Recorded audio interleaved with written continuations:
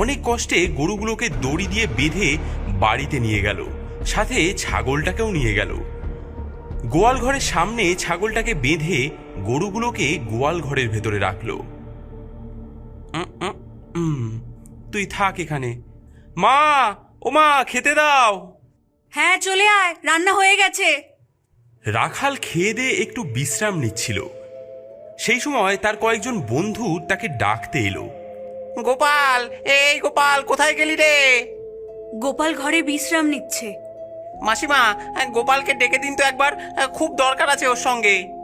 গোপালের মা গোপালকে ডেকে দিল। গোপাল ঘর থেকে বেরিয়ে এলো। কিরে, কি হলো? খবর শুনেছিস তুই? কিছু খবর শুনেছিস কি আমাদের গ্রামের? কি খবর রে? আমাদের গ্রামে একটা ডাইনি এসেছে, সকলের বাড়িতে হানা দিচ্ছে সে। তাই নাকি? হ্যাঁ রে, জানিস